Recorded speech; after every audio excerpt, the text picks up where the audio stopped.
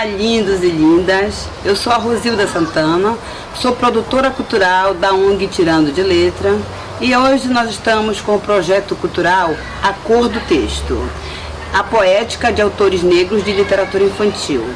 E nós vamos estar com a professora Clemilda, que vem lá do Maranhão, que vai contar as histórias de avó.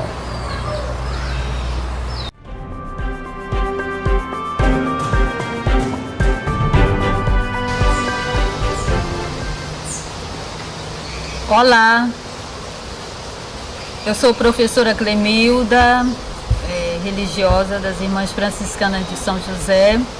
Trabalho no Instituto Bom Pastor com filosofia, ensino religioso, coordenadora do projeto Raça e Etnicidade Afro-Indígena. Adoro ler, escrever poesias, contos, contar histórias, fazer bonecas. Então hoje trouxe um baú de onde vão sair várias memórias das mulheres da minha família com quem eu aprendi tudo isso que acabei de falar e outras coisas que fazemos na vida. Então este baú tem histórias de onde eu comecei a trabalhar na escola, as relações raciais. Tem histórias antigas, tem histórias de hoje, tem memórias das palavras, desse aprendizado. E a professora pediu-me para fazer uma memória de vó. Então nós vamos hoje fazer uma memória, trazer nesse baú da minha memória a história de minha avó, ou de minhas avós, né? Tanto do lado materno como paterno. Mas vou falar primeiramente de Mazé, como ela era mais conhecida, mas o nome é Maria José, mas todo mundo chamava Mazé. Uma nega altiva, muito alta, forte, adorava andar descalça, não gostava de usar chinelo e também naquele tempo ia para a roça, né? Os caminhos, muita lama, e ela andava descalço. Usava umas saias rodadas, cheirosas, umas anáguas branquinhas. E Mazé era conhecida por todos e todas no interior, porque Mazé adorava dançar tambor de crioula, que é uma dança que é devocional, porque se dança para homenagear um santo cristão católico, São Benedito. Então São Benedito vai na mão de quem vai na frente da roda do tambor de crioula.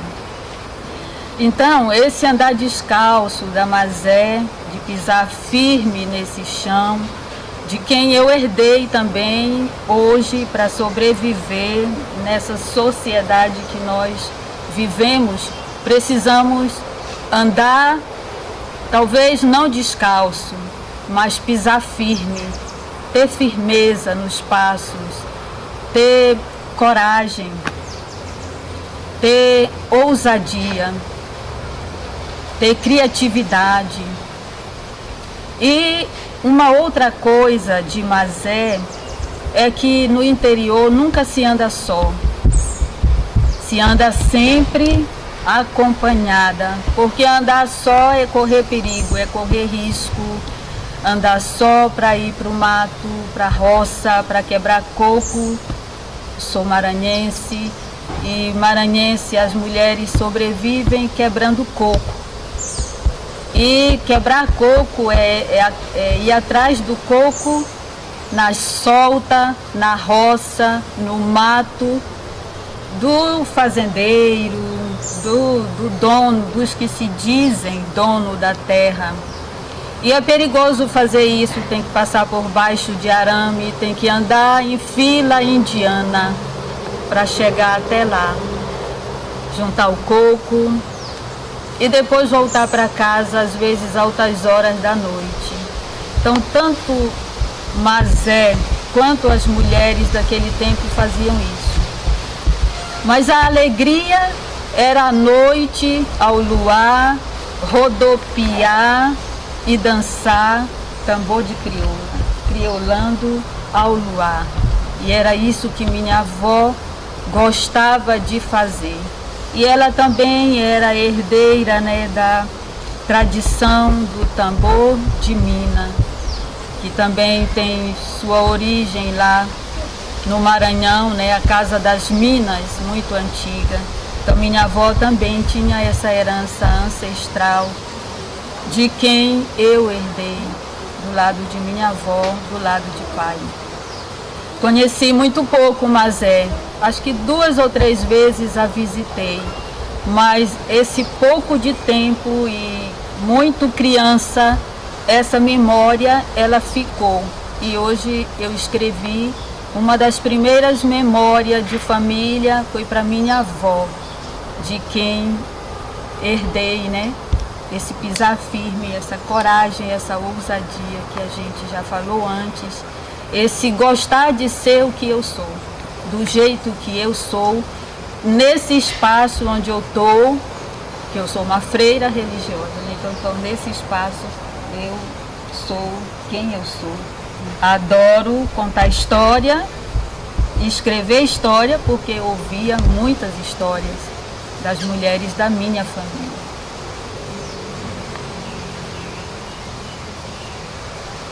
E a outra memória é de mãe.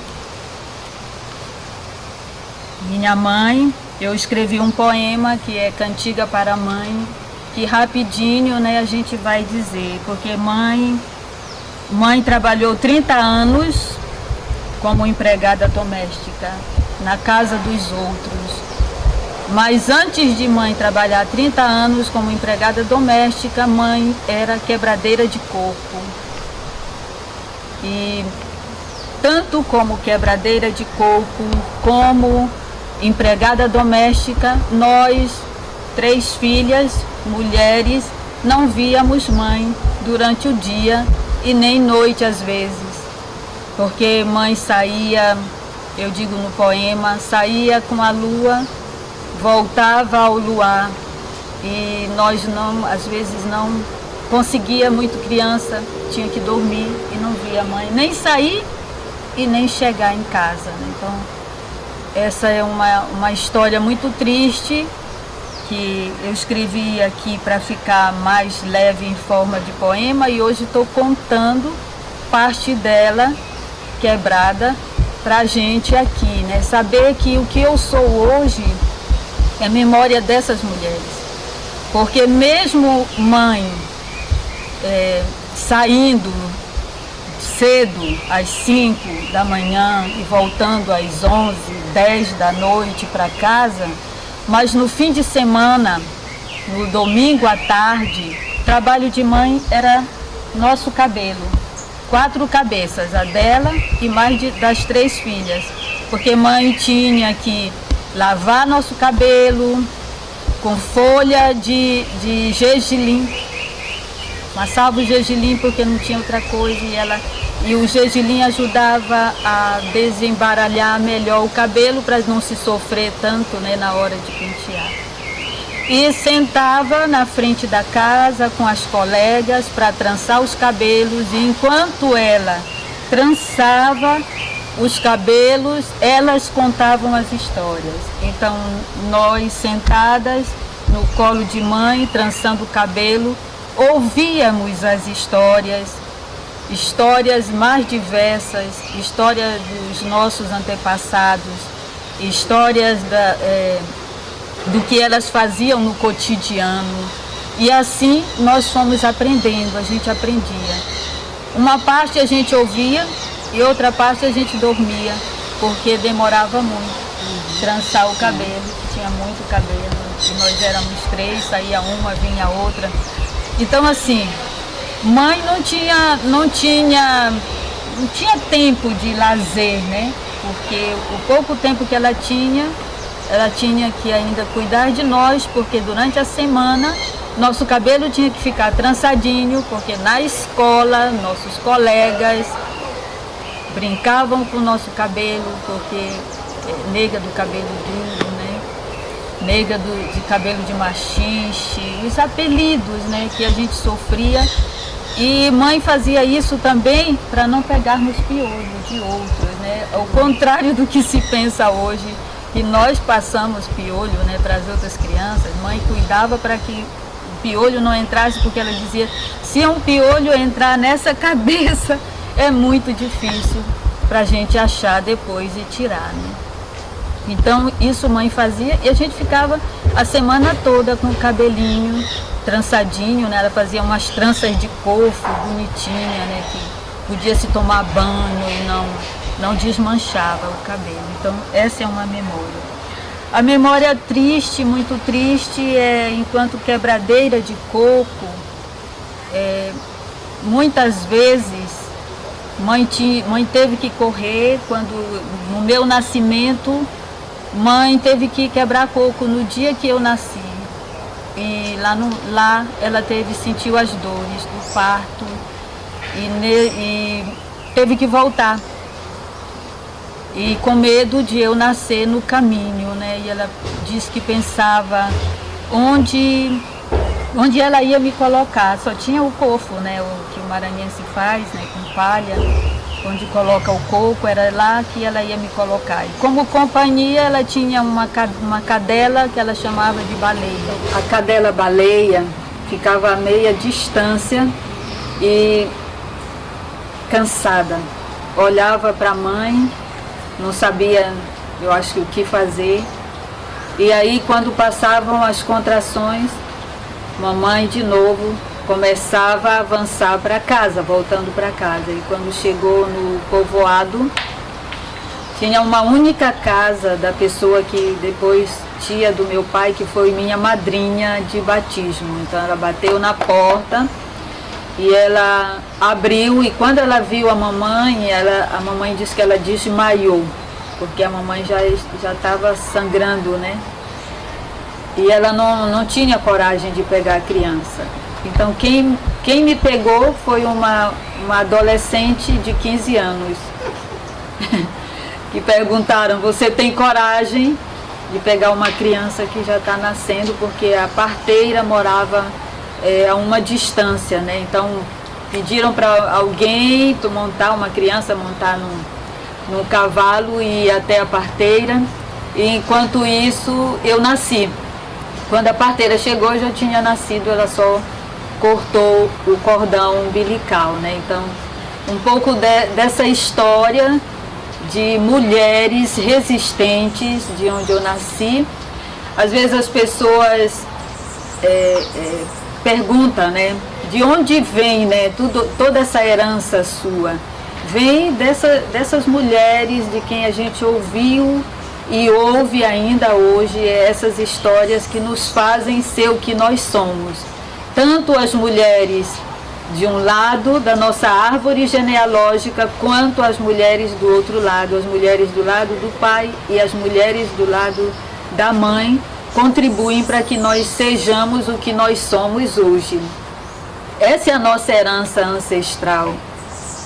Essa é a nossa memória, né? Isso é o que nós guardamos e isso é o que nós somos no nosso cotidiano. E que nós não devemos ter vergonha de ser o que nós somos e como nós somos, né? Então essa é a beleza. Eu amo a minha história, eu amo a história das mulheres da minha família, apesar de ser uma história difícil de se contar pelo sofrimento, mas eu amo porque eu sou o que eu sou, porque elas resistiram lá e elas foram essas mulheres que construíram tudo isso aí que nós hoje, esse legado que nós levamos adiante, né? E aí uma poesia para vocês dessa herança de vó. De vó, eu herdei os passos firmes, andar descalço, sem deixar rastro, a atenção redobrada a tudo, a todos, o cuidado, porque o caminho é perigoso. De vó eu aprendi confiança, simplicidade, altivez, a não se curvar diante do jugo que nos massacra. Vó bem sabia que quando se anda descalço é muito mais vantajoso do que a gente andar em cima às vezes do salto, né? Pode cair, pode tropeçar. De vó aprendi que nada acontece antes do tempo, tudo tem um momento. Dela aprendi o respeito às tradições dos mais velhos, das mais velhas, das crianças, à vida. De vó eu aprendi que a vida, a vida é o dom mais precioso que nós temos. E é preciso prestar atenção nela, pôr sentido nela, pôr reparo em tudo o que acontece na nossa vida. Porque cada passo é importante e é vantajoso para nós. De vó, eu aprendi que andar descalço é liberar e receber energia, que é uma dádiva da nossa mãe natureza. De vó, eu herdei o respeito à cultura dos nossos ancestrais, a circularidade da vida, na gira, os corpos, tambor de crioula, cacuriá, bumba meu boi, carimbó, dançar. Com vó, aprendi tudo isso que eu amo, que eu gosto, que eu repito e que passo adiante. E que levo na minha memória, que levo no meu corpo, que levo na minha vida, que levo na minha sala de aula. Aquilo que eu sou, eu repasso. E de mãe, eu aprendi que 30 anos na cozinha alheia, nossa, como eu adoro cozinhar. Eu gosto de cozinhar. Eu não aprendi as receitas de mãe, porque mãe nem tinha tempo de cozinhar para nós. Mas eu cresci amando cozinhar no sentido de que quando eu vou para a cozinha, por mais simples que seja a comida, mas eu ponho toda a energia, todo o amor, todo o afeto, todo o carinho naquilo que eu estou fazendo. E às vezes é um prato tão simples e as pessoas comem de lamber o beiço e dizer, nossa, como está gostoso. E eu fico me perguntando se, puxa vida, essa minha memória foi ainda de criança, de criancinha. Até 12 anos de idade eu tinha. E está viva nessa memória hoje. Coisa que a minha mãe às vezes diz assim, nossa menina, como que tu lembra disso aí? Porque nem ela, né, lembrava mais, e eu lembro, né, e eu era muito, aí eu me dou conta que eu deveria ser muito criança, né. E essa memória de que esse aprendizado, né, de esse mundo que começa na cabeça, desse trançar, né, desse cuidado com os cabelos, desse aprendizado, dessa memória que vem na inteligência das mais velhas, dessa contação que os nossos pais, que a gente aprende da nossa mãe, das nossas tias, das mulheres da nossa família, né? Que pode ser canto, pode ser lamento, pode ser um choro, pode ser de alegria, pode ser de afeto, pode ser um abraço, pode ser até um um esticãozinho de orelha, né? Mas que depois a gente vai ver que esse esticão de orelha valeu a pena, né? A gente ter tido ele. E aí as mulheres que contavam história, elas não só contavam, elas também cantavam. Elas cantavam e encantavam. Então era um costume, nas festas, nas noites de lua, sentar e ouvir as histórias. Então hoje eu conto histórias, porque eu ouvi muitas histórias. Hoje eu leio histórias, ainda não escrevi nenhuma história, mas eu adoro contar histórias dessas mulheres e de ontem e dessas mulheres de hoje e essas histórias que nós estamos vivendo no presente. É isso. Essa era a minha contribuição para vocês, né? Uma memória de minha infância e que hoje a gente vai aprimorando cada dia essas histórias, né? Aperfeiçoando e transformando em poesia, né? E rima.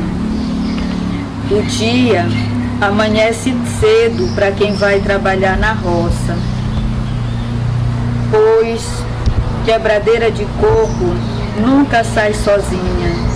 Mãe sabia muito bem que era perigoso andar só. Desespero de mãe era andar léguas em fila indiana, passar debaixo de arame, sempre em silêncio. Era perigoso falar. Mãe precisava voltar. Então, cuidado era necessário preservar-se e chegar com vida em casa para as filhas alimentar.